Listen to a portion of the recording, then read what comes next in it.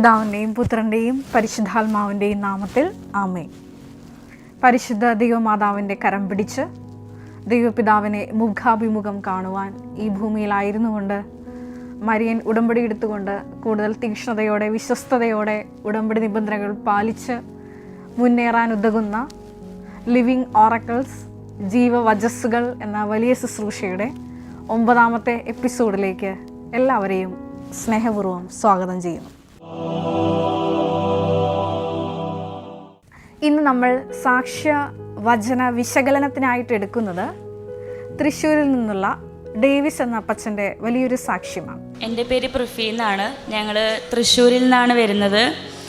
ഞങ്ങൾ കൃപാസനം മാതാവിൻ്റെ ഉടമ്പടീനെ കുറിച്ചിട്ടൊരു സാക്ഷ്യം പറയാൻ വേണ്ടിയിട്ടാണ് ഇവിടെ വന്നിരിക്കുന്നത്. ഞങ്ങൾക്ക് ആദ്യം കൃപാസന മാതാവിനെ കുറിച്ചോ ഉടമ്പടീനെ കുറിച്ചോ വലിയ അറിവുകളൊന്നും ഉണ്ടായിരുന്നില്ല. അപ്പോൾ സാമൂഹ്യ മാധ്യമങ്ങളിൽ എല്ലാവരും പറഞ്ഞ പോലെ ഒരുപാട് ട്രോളുകളും അതും ഇതും കണ്ടതിന് ശേഷം ഞങ്ങൾ അല്പവിശ്വാസികളായിട്ടാണ് ആദ്യം ഇങ്ങോട്ട് വന്നതെങ്കിലും ഉടമ്പടി എടുക്കുന്നതിന് മുമ്പ് തൊട്ടേ ഞങ്ങൾക്ക് ഓരോരോ അനുഭവങ്ങളായിട്ട് കിട്ടിത്തുടങ്ങി. ഈ അപ്പച്ചൻ്റെ മകളാണ് ഈ അപ്പച്ചൻ്റെ വിഷയത്തിന് വേണ്ടിയിട്ട് മരിയൻ ഉടമ്പടി എടുത്ത് പ്രാർത്ഥിക്കുന്നത്. കാരണം അപ്പച്ചന് 70 വയസ്സിന് മുകളിൽ പ്രായമുണ്ട്. അപ്പോൾ ഈ സാക്ഷ്യം തുടങ്ങുന്നതിന് മുമ്പായിട്ട് ഈ അപ്പച്ചൻ പറയുന്നുണ്ട്, മരിയൻ ഉടമ്പടി എടുക്കുന്നതിന് മുമ്പ് തന്നെ ഈ അപ്പച്ചനെ ഒരു പ്രത്യേക വിഷയം മനസ്സിനെ ഒരുപാട് വിഷമിപ്പിച്ചിരുന്നു. കാരണം ഒരു സാധാരണ പാവപ്പെട്ട കുടുംബമാണ്. അവരെ സംബന്ധിച്ചിടത്തോളം 10 രൂപ പോലും വളരെ വിലയുള്ള ഒരു കുടുംബമാണ്. അപ്പോൾ പറഞ്ഞാൽ ആരും വിശ്വസിക്കാത്ത ഒരു വലിയ ദൈവാനുഭവത്തിൻ്റെ ചരിത്രം ആരംഭിക്കുന്നത് ഈ അപ്പച്ചനിൽ നിന്നാണ്. എൻ്റെ പേര് ഡേവിസ്, സ്ഥലം കാളത്തോട്, തൃശ്ശൂർ ജില്ലയിലെ കാളത്തോട് എന്ന സ്ഥലത്താണ് താമസിക്കുന്നത്. എൻ്റെ ജോലി പത്രത്തിൻ്റെ ഏജൻറ്റിനാണ്. പത്രവിതരണം, പത്രത്തിൻ്റെ സംബന്ധിച്ചുള്ള ജോലികളാണ് ചെയ്യുന്നത്. എനിക്ക് പത്രം വിതരണം ചെയ്തിട്ട് ബാങ്കിൽ നിന്ന് ഒരു 75,000 റുപ്യ കിട്ടാനുണ്ടായിരുന്നു. 10 വർഷമായിട്ട് ആ പൈസ കിട്ടാൻ വേണ്ടിയിട്ട് പല വാതിലുകളും മുട്ടി, പല ഉന്നതമായ ആൾക്കാരെയായിട്ടും സമീപിച്ചു. അതായത് ഞാൻ നേരത്തെ പറഞ്ഞതുപോലെ 10 രൂപ പോലും ഒത്തിരിയേറെ വിലമതിക്കുന്ന ഈ ഒരു കുടുംബത്തിന് 75,000 രൂപയാണ് ബാങ്കിൽ നിന്ന് ന്യായമായി കിട്ടാനുള്ളത്. ഈ ഒരു പത്ര ഏജൻ്റായിട്ട് പ്രവർത്തിക്കുന്ന അപ്പച്ചന് ബാങ്കിൽ നിന്ന് ഈ ഒരു പ്രത്യേകമായ തൊഴിൽ ചെയ്തതിന് ന്യായമായി ഇത്രയും തുക ലഭിക്കാനുണ്ട്. അപ്പോൾ ഈ അപ്പച്ചൻ്റെ ഒരു പ്രത്യേകത എന്ന് പറയുന്നത് മരിയൻ ഉടമ്പടിയുടെ വലിയൊരു സ്വഭാവം ഉൾക്കൊള്ളുന്നതാണ്. ഞാനിങ്ങനെ ഇടയ്ക്ക് പുത്തമ്പള്ളിയിൽ പോകും. തൃശ്ശൂർ പുത്തമ്പള്ളിയിൽ പോയി അവിടെ ഇരിക്കും.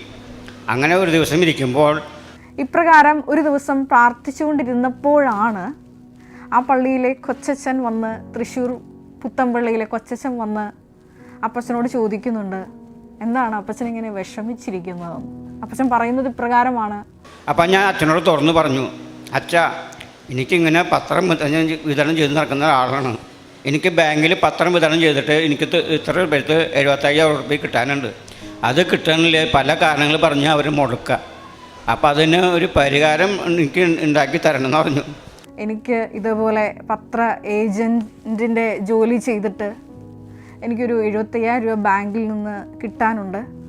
അത് 10 വർഷമായിട്ട് ഞാൻ ബാങ്കിൽ കയറി ഇറങ്ങി നടക്കുന്നു. മാനേജേഴ്സ് എല്ലാവരും എന്നെ കൈയൊഴിഞ്ഞ അവസ്ഥയാണ്. മാനേജേഴ്സ് ഇങ്ങനെ മാറി മാറി വരും. പക്ഷേ എൻ്റെ വിഷയത്തിൽ ഇതുവരെ ഒരു തീരുമാനമായിട്ടില്ല. അപ്പം അച്ഛൻ, ഞാനൊരു പരിഹാരം പറഞ്ഞാൽ അത് ചെയ്യാൻ പറ്റുമെന്ന് ചോദിച്ചു. അച്ഛ എന്ത് പറഞ്ഞാലും ഞാൻ അത് ചെയ്യാമെന്ന് പറഞ്ഞു. അങ്ങനെ അച്ഛൻ എന്നെ വിളിച്ച് എന്നോട് ഇവിടെ നിൽക്കാൻ പറഞ്ഞു, മുട്ടൂത്തി അവിടെ നിൽക്കാൻ പറഞ്ഞു. ഞാൻ മുട്ടൂത്തി നിന്നു. അച്ഛൻ തലയിൽ കൈവച്ചിട്ട് പ്രാർത്ഥിച്ചു. ഇങ്ങനെ പ്രാർത്ഥിച്ചുകൊണ്ടിരിക്കുമ്പോൾ കൊച്ചച്ഛൻ പ്രകാരം ഈ അപ്പച്ചനോട് പറയും, അപ്പച്ചൻ്റെ വിഷയത്തിന് ഞാനൊരു പരിഹാരം പറഞ്ഞു തരാം, അപ്പച്ചൻ അത് കേൾക്കോ എന്ന് ചോദിച്ചു. അപ്പച്ചൻ പറഞ്ഞു, ഞാൻ അത് കേൾക്കാം, അനുസരിക്കാം. അച്ഛൻ പറഞ്ഞു കൊടുത്ത ഇപ്രകാരമാണ്. അങ്ങനെ അച്ഛൻ പ്രാർത്ഥിച്ചു. അച്ഛൻ പറഞ്ഞു, നിങ്ങൾ കൃപാസനത്തിൽ പോവുക, അവിടെ പോയിട്ട് പ്രാർത്ഥിക്കുക, ഉടമ്പടി എടുക്കുക, അതിന് ഫലം നിങ്ങൾക്ക് ഉണ്ടാവുമെന്ന് പറഞ്ഞു. കൃപാസനത്തിൽ പോയി മരിയൻ ഉടമ്പടി എടുക്കുക, അപ്പച്ചൻ്റെ വിഷയത്തിൽ പരിശുദ്ധ ദൈവമാതാവ് ഉടമ്പടി വഴിയായി ഇടപെടും. ഇതാണ് പറഞ്ഞു കൊടുത്ത ഒരു പോംവഴി എന്നത്. ഞാൻ ആദ്യം പറഞ്ഞു, പറഞ്ഞാൽ ആരും വിശ്വസിക്കാത്ത ഒരു മരിയൻ ഉടമ്പടി അനുഭവമാണ് ഈ ഒരു ഉടമ്പടി യാത്ര അവസാനിക്കുമ്പോൾ നമ്മളിപ്പോൾ കാണാൻ പോകുന്നത്. അപ്പോൾ ഈ യാത്ര എവിടെയാണ് ആരംഭിക്കുന്നത് എന്നതിലേക്കാണ് ഞാൻ നിങ്ങളുടെ ശ്രദ്ധ ക്ഷണിക്കുന്നത്. അതായത് നിരന്തരം ദൈവസന്നിധിയിൽ ആയിരിക്കുന്ന, ദൈവത്തോട് ആലോചന തേടുന്ന ഒരു വ്യക്തിത്വമാണ് ഈ അപ്പച്ചൻ. അത് ഉൽപ്പത്തി 17-ാം അധ്യായം 1-ാം തിരുവചനമാണ്. അബ്രാഹത്തിനോട് 99-ാമത്തെ വയസ്സിൽ ദൈവം പ്രത്യക്ഷപ്പെട്ട് പറയുന്നത് പ്രകാരമാണ്, സർവശക്തനായ ദൈവമാണ് ഞാൻ, എൻ്റെ മുമ്പിൽ വ്യാപരിക്കുക, കുറ്റമറ്റവനായി വർത്തിക്കുക. അപ്പോൾ ഈ അപ്പച്ചൻ ദൈവ തിരുസന്നിധിയിൽ നിന്ന് വിട്ടുമാറാതെയാണ് ഈ ഒരു സഹനകാലങ്ങളിലെല്ലാം കഴിഞ്ഞുകൂടുന്നത്. ഇങ്ങനെ ദൈവ തിരുസന്നിധിയിൽ നിന്ന് വിട്ടുമാറാതെ ഇരുന്ന അപ്പച്ചൻ്റെ അടുത്തേക്ക് ദൈവം തൻ്റെ ദൂതനെ അയക്കുകയാണ് ഈ കൊച്ചച്ഛനിലൂടെ. വചനം ഇപ്രകാരമാണ്. പുറപ്പാട് 23:20 തിരുവചനമാണ്. ഞാൻ നിനക്ക് മുമ്പേ എൻ്റെ ദൂതനെ അയക്കും, അവൻ നിൻ്റെ വഴിയിൽ നിന്നെ കാത്തു നിൽക്കും, ഞാൻ ഒരുക്കിയിരിക്കുന്ന സ്ഥലത്തേക്ക് അവൻ നിന്നെ കൂട്ടിക്കൊണ്ടുവരികയും ചെയ്യും. പുറപ്പാട് 23:20 ശക്തമായ ഒരു തിരുവചന ഭാഗമാണിത്. ഇവിടെ ദൈവപിതാവ് ഈ അപ്പച്ചനിലൂടെ വലിയൊരു അത്ഭുതം നടത്താൻ നേരത്തെ തീരുമാനിച്ചിരുന്നു. അതുകൊണ്ട് തന്നെയാണ് തൻ്റെ ദൂതനെ വിട്ട് ഈ അപ്പച്ചനെ കൃപാസനത്തിലോട്ട് ക്ഷണിക്കുന്നത്. ഇതൊരു വലിയ ക്ഷണക്കത്താണ്. ഇപ്രകാരം അനുസരണയോടെ ആ കൊച്ചച്ഛൻ്റെ വാക്ക് കേട്ട് അപ്പച്ചൻ തൻ്റെ 3 പെൺമക്കളുമായി അവരുടെ കുടുംബവുമായി വന്ന് കൃപാസനത്തിൽ വന്ന് മരിയൻ ഉടമ്പടി എടുക്കാൻ വരികയാണ്. അങ്ങനെ ഞങ്ങൾ ഇവിടെ വന്നു. ഒക്ടോബറിൽ ഇവിടെ വന്ന് ഞാൻ ഉടമ്പടി എടുക്കാൻ പോയപ്പോൾ അവിടുത്തെ മാനേജർ പറഞ്ഞു, എനിക്ക് ഉടമ്പടി തരാൻ പറ്റില്ല എന്ന് പറഞ്ഞു. അപ്പം ഞാൻ പറഞ്ഞു, എന്താ വെച്ചാൽ അങ്ങനെ പറയണമെന്ന് പറഞ്ഞു. അപ്പം എന്നോട് ചോദിച്ചു, എത്ര വയസ്സായെന്ന് ചോദിച്ചു. ഞാൻ പറഞ്ഞു, 70 വയസ്സ് കഴിഞ്ഞു. അയ്യോ ചേട്ടാ, 65 വയസ്സ് കഴിഞ്ഞവർക്ക് ഉടമ്പടി കൊടുക്കാൻ പാടില്ല, അവരൊക്കെ രോഗത്തിനും ഇതിനൊക്കെ അടിമേറ്റ് ചെയ്തുള്ള ആൾക്കാരാണ്. അപ്പോൾ അവർക്ക് ഉപവാസം എടുക്കലും മരുന്ന് കഴിക്കലൊക്കെ ആകുമ്പോൾ അത് രോഗത്തിന് അത് കൂടുതൽ ബുദ്ധിമുട്ടാവും, അതിന് പേരിലാണ് തരാത്തതെന്ന് വെച്ചു. അപ്പം അങ്ങനെ മകളാണ് ഈ അപ്പച്ചൻ്റെ ഈ പ്രത്യേകമായ വിഷയത്തിന് വേണ്ടി, അതായത് 75,000 രൂപ പത്ര ഏജൻറ്റിൻ്റെ ജോലി ചെയ്തത് അത് ബാങ്കിൽ നിന്ന് 10 വർഷമായിട്ട് കിട്ടിയിട്ടില്ല. അപ്പോൾ ഈ വിഷയം മരിയൻ ഉടമ്പടിയിൽ എഴുതി ഇട്ടതിന് ശേഷം ഈ അപ്പച്ചൻ ജീവിക്കുന്ന ഒരു മരിയൻ ഉടമ്പടി ജീവിതമുണ്ട്. അത് നമ്മളൊന്ന് മനനം ചെയ്യേണ്ട, വിശകലനം ചെയ്യേണ്ട ഒന്നാണ്. കാരണം അപ്പച്ചനല്ല ഉടമ്പടി എടുത്തിരിക്കുന്നത്, മകളാണ് ഉടമ്പടി എടുത്തിരിക്കുന്നത്. അപ്പം മകളാണ് മരിയൻ ഉടമ്പടി നിബന്ധനകൾ പാലിക്കാൻ കടപ്പെട്ടിരിക്കുന്നത്. പക്ഷേ ഈ അപ്പച്ചൻ മരിയൻ ഉടമ്പടിയുടെ ഭാഗമായി മാറുകയാണ്. അപ്പച്ചൻ പറയുന്നുണ്ട്, ഞാൻ പത്ര ഏജൻ്റാണ്, വെളുപ്പിനെ എനിക്ക് 4 മണിക്ക് എഴുന്നേറ്റ് ഈ ജോലിക്ക് പോകണം. അപ്പോൾ ഈ അപ്പച്ചൻ പറയുന്നുണ്ട്, ഞാൻ വെളുപ്പിനെ 4 മണിക്ക് എഴുന്നേറ്റ് കൃപാസനം തിരി കത്തിച്ചു വെച്ച് പ്രത്യക്ഷീകരണ പ്രാർത്ഥന ചൊല്ലും, പരിശുദ്ധ അമ്മയ്ക്ക് എൻ്റെ ഈ വിഷയം ഞാൻ സമർപ്പിക്കും, അതുപോലെ തന്നെ സായാഹ്ന പ്രാർത്ഥനയെല്ലാം ഞാൻ കൃത്യമായി മുടങ്ങാതെ ചൊല്ലും. അങ്ങനെ വിശുദ്ധിയുള്ളൊരു ജീവിതം ഈ അപ്പച്ചനും ഈ മകളെടുത്ത ഉടമ്പടിയിന്മേൽ തുടർന്നുകൊണ്ട് പോകുന്നുണ്ട്. അങ്ങനെ ഇരിക്കെ 45-ാം ദിവസം വലിയൊരു ദൈവിക ഇടപെടൽ ഉണ്ടാവുകയാണ്. ഞാൻ നേരത്തെ സൂചിപ്പിച്ചതുപോലെ ഹബക്കുക്ക് 1:5 തിരുവചനം അനുസരിച്ച് പറഞ്ഞാൽ കേട്ടാൽ ആരും വിശ്വസിക്കാത്ത വലിയ ഒരു ദൈവിക ഇടപെടൽ. അത് ഇപ്രകാരമായിരുന്നു. 2 മണിക്ക് ജോലിയെല്ലാം കഴിഞ്ഞ് വന്ന് ഒന്ന് കുളിച്ച് പതുക്കെ മയങ്ങുമ്പോൾ കൃത്യം 2:30 മണിയോട് കൂടിയിട്ട് കൃപാസനത്തിലെ മരിയൻ പ്രത്യക്ഷീകരണ സമയമാണിത്. അങ്ങനെ ഞാൻ 2:30-ക്ക് കിടന്നു.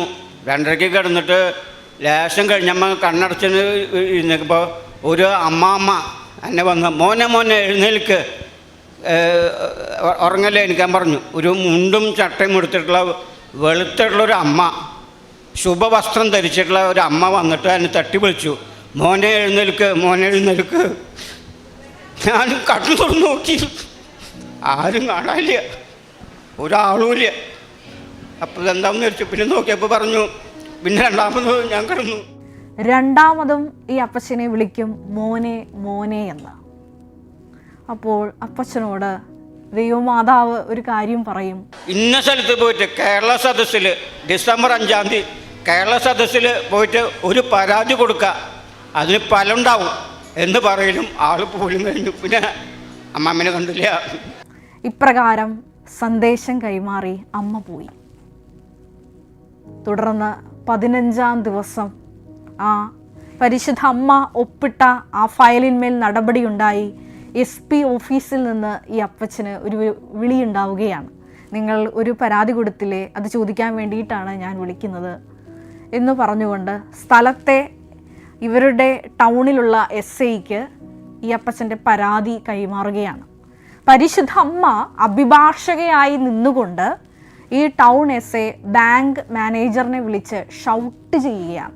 ഇതാണ് ഈ സാക്ഷ്യത്തിൻ്റെ രണ്ടാമത്തെ ഭാഗം എന്ന് പറയുന്നത്. 32-ാം സങ്കീർത്തനം 8-ാം തിരുവചനത്തിൽ നമ്മൾ ഇപ്രകാരം വായിക്കുന്നുണ്ട്: ഞാൻ നിൻ്റെ മേൽ ദൃഷ്ടി പതിപ്പിച്ച് നീ നടക്കേണ്ട വഴി നിൻ്റെ മുഖത്ത് നോക്കി ഞാൻ ഉപദേശിക്കാമെന്ന്.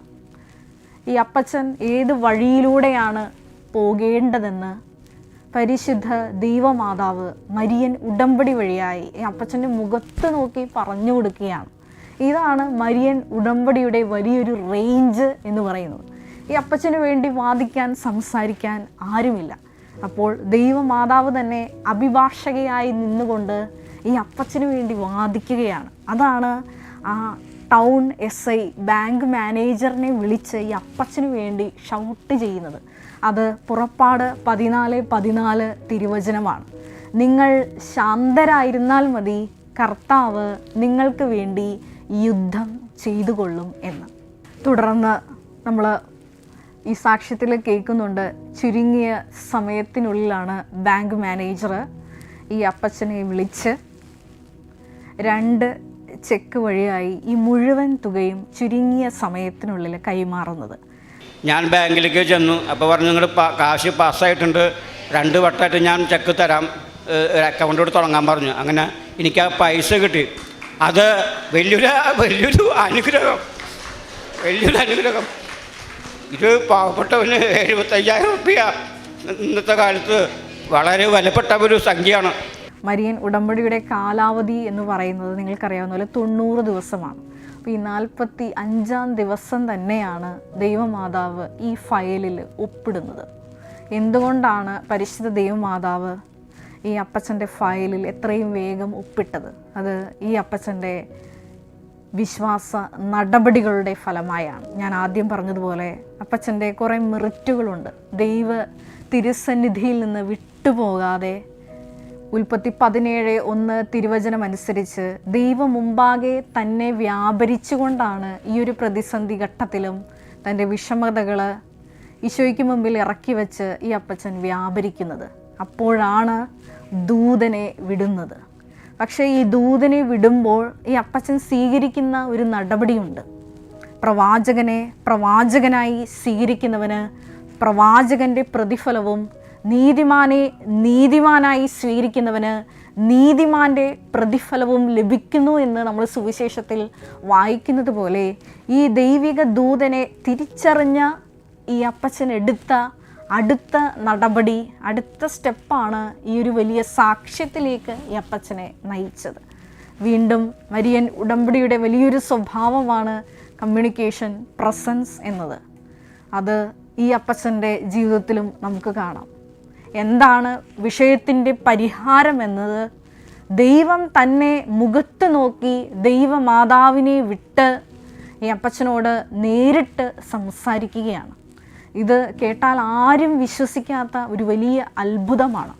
സാധാരണ ഒരു അപ്പച്ചൻ്റെ അടുത്തേക്ക് സ്വർഗത്തിലെ അമ്മയെ ദൈവപിതാവ് ഒരു സാധാരണ വിഷയത്തിന് വേണ്ടി അയക്കുന്ന വലിയ ഒരു അത്ഭുത പ്രതിഭാസം.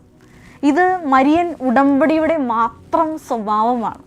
എന്തുകൊണ്ടാണ് നമ്മൾ പ്രത്യേകമായിട്ട് ഈ ഒരു ലിവിങ് ഓറക്കിൾസ്, ജീവവചസ്സുകൾ എന്ന വലിയ ശുശ്രൂഷ എടുത്തുകൊണ്ട് ഇങ്ങനെ മരിയൻ ഉടമ്പടിയുടെ സ്വഭാവങ്ങൾ ഇഴകീറുന്നത്? അതിൻ്റെ കാരണമെന്ന് പറയുന്നത്, ഇപ്പോഴും മരിയൻ ഉടമ്പടി എടുത്ത് വലിയ വലിയ ഹെവി പ്രൊജക്റ്റുകളൊക്കെ മരിയൻ ഉടമ്പടിയിൽ വെച്ചിട്ട് ഇപ്പോഴും ഇങ്ങനെ ലാഗ് ചെയ്തുകൊണ്ടിരിക്കുന്ന പല അവസ്ഥകൾ നമ്മൾ കാണുന്നുണ്ട്. ചില വ്യക്തികളൊക്കെ ഞാൻ കൃപാസനത്തിലായിരിക്കുന്ന സമയത്ത് എന്നെ നേരിട്ട് വന്ന് കാണാറുണ്ട്. ഇങ്ങനെ വലിയ വലിയ വിഷയങ്ങൾ ഉടമ്പടിയിൽ വെച്ചിട്ട് ഞങ്ങളുടെ വിഷയങ്ങൾ നടക്കുന്നില്ല എന്ന്. അവരോട് ഇങ്ങനെ കുറച്ച് സമയമെടുത്ത് സംസാരിക്കുമ്പോൾ എനിക്ക് മനസ്സിലാക്കാൻ സാധിച്ചത്, മരിയൻ ഉടമ്പടി നിബന്ധനകളിൽ അവർക്ക് വന്നു പോയ വീഴ്ചകളാണ് അവരുടെ ഈ ഉടമ്പടി സാക്ഷ്യത്തിന് കാലതാമസമായിട്ട് വരുന്നത്. ഈ ഒരു പ്രത്യേകമായിട്ടുള്ള ഒരു സാക്ഷ്യം നമ്മൾ ധ്യാനിക്കുമ്പോൾ നമുക്കൊരു നിമിഷം കണ്ണുകളടയ്ക്കാം. മരിയൻ ഉടമ്പടിയിലെ ആ വലിയ സ്വഭാവങ്ങൾ, സമയച്ചുരുക്കം എന്ന വലിയ പ്രതിഭാസം ഞങ്ങൾ കണ്ടു. 10 വർഷമായിട്ട് നടക്കാത്ത ഒരു വിഷയത്തിന്മേൽ പരിശുദ്ധമ്മ 45-ാം ദിവസം ഫയലിൽ ഒപ്പിട്ടത് ഞങ്ങൾ നേരിട്ട് കേൾക്കുകയായിരുന്നു. പ്രത്യേകമായിട്ട് ദൈവമാതാവിൻ്റെ കരം പിടിച്ച് ദൈവപിതാവിനോട് നമുക്കും പ്രാർത്ഥിക്കാം. ഞങ്ങൾ വെച്ചിരിക്കുന്ന ഉടമ്പടി വിഷയങ്ങളുടെ മേലും കരുണയുണ്ടായി ഞങ്ങളുടെ ഫയലിലും ഒപ്പിടണമേ. ഞങ്ങളുടെ യോഗ്യതകൾ നോക്കാതെ ഈശോയെ ഞങ്ങളുടെ മേൽ കരുണയായിരുന്നു കൊണ്ട് ഞങ്ങളുടെ ഉടമ്പടിയിൽ വെച്ചിരിക്കുന്ന നിബന്ധനകളുടെ മേൽ എത്രയും വേഗം ദൈവിക ഇടപെടലുണ്ടായി സാക്ഷ്യം പറയാനുള്ള വലിയ കൃപ ഞങ്ങൾക്ക് നൽകണമേ. പിതാവിൻ്റെയും പുത്രൻ്റെയും പരിശുദ്ധാത്മാവിൻ്റെയും നാമത്തിൽ ആമേൻ. Ave Maria.